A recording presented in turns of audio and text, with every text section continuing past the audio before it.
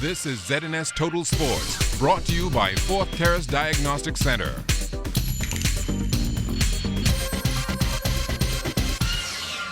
Good evening, Bahamas. I'm Kelsey Johnson. Welcome to Sports Tuesday. With the start of the outdoor season fastly approaching for high school students in the country and our elite athletes gearing up for the 2016 Olympic Games, Minister of Youth, Sports and Culture Dr. Daniel Johnson wants to ensure that all athletes have facilities to train on. He believes that upgrading the existing ones will better the athletes' chances for qualifying for major meets. So I wish to present to you and your team several things that I want the public to understand.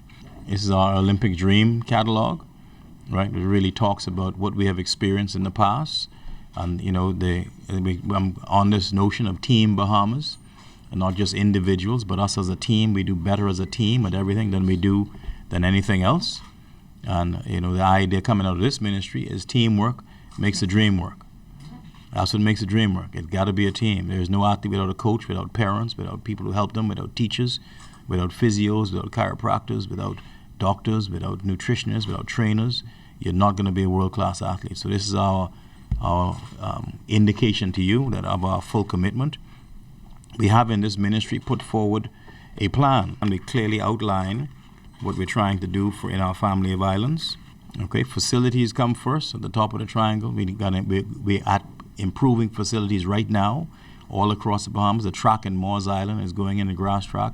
We will break ground on a synthetic track in mainland Abaco in the new year. The Carl Oliver track in Andros will be resurfaced. We have them going to Exuma in the new year to get them sorted out for their surface in Exuma. We have a partner who will assist us with that. And so you will see facilities go up in every single major island that allows young people to get on a track. The improvements to facilities in the Family Islands is being led by the team from the Ministry of Youth, Sports and Culture.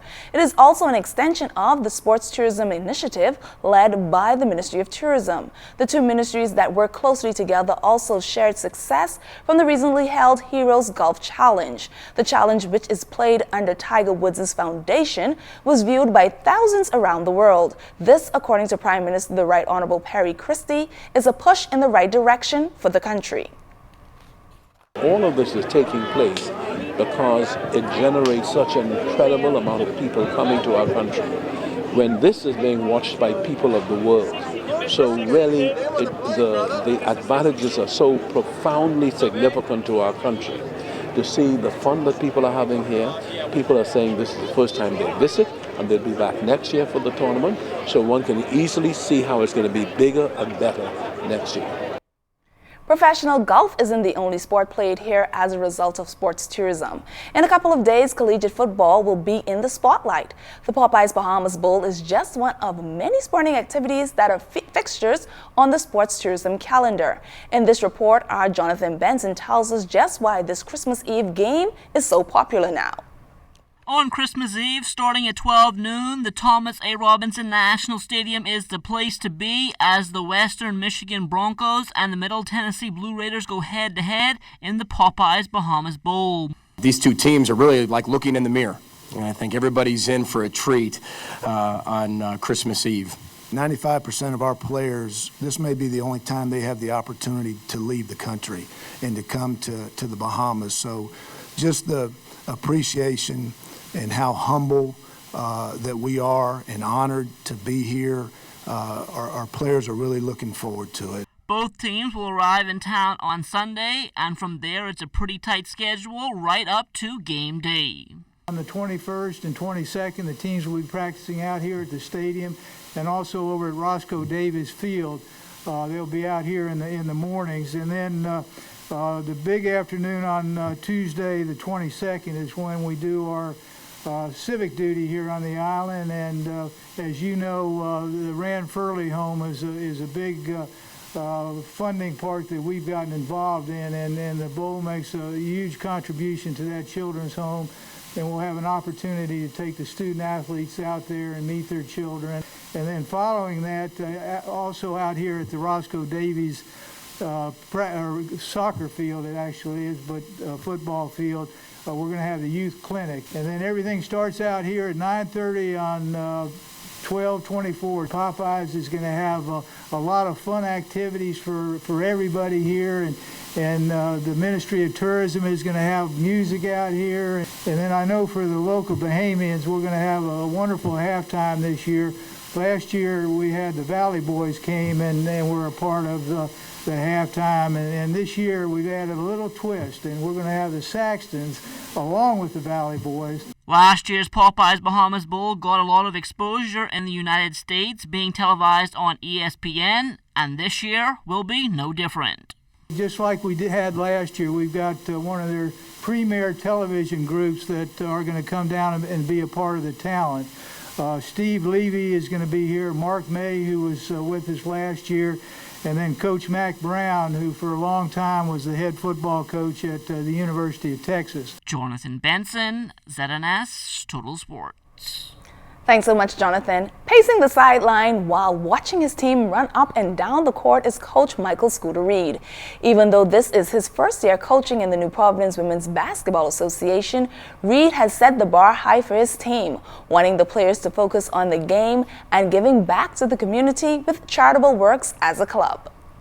The goal for me is to just get a team together, not a group of good basketball players, a team that runs team concept and a team that works together, a team that supports and a team that grows in the community. And that's what I'm about. That's why we have the Elites Basketball Club. We don't just have a ladies basketball team. We have a men's basketball team in the night league as well, and we plan to have our junior and our minis online as soon as possible. Many persons have told Coach Devon Johnson that he has some big shoes to fill. Johnson, who took over the Career Builders Cheetahs women's basketball squad from national coach Mario Bowleg, said he doesn't listen to those sitting in the stands. With a solid foundation left in place, Johnson believes that the squad can rise to the occasion, advancing to the playoffs and possibly upsetting one or two big teams. It isn't the same team that he had all these years. It's a new team, so it's no pressure. It's just new faces, some new people, new atmosphere. So it's like something new coming in now. So we should be all right. Coming down the stretch, we should make the playoffs and maybe upset one or two people who think that we shouldn't be there. The John Bull Jets remains perfect on the season with a 33-6 win over the Ora Sands Pros. The team is flying first class in the Commonwealth American Football League and are looking to have a smooth landing by the time the Boilfish Bowl comes around. We decided that this was going to be our show-off game, man. It's been too long with this league. Take us for a joke. You know, we the champs, and we come to prove it. You know what I mean? The game was, the score didn't really show how bad it was. We beat them left, right, and center, man. This was a great turnout from our team. We prepared. We had a couple of weeks off because the last team forfeited the other game, so we didn't have to play. We had a couple of weeks, and we were really prepared for this one. We work hard, and as we always do, we believe in each other, and we have faith. We make one or two errors, but we clean up one and practice. You know, that's where our team prides in defense. Try to shut the next team out, give our offense a better chance. That's all the time we have for sports. I'm Kelsey Johnson.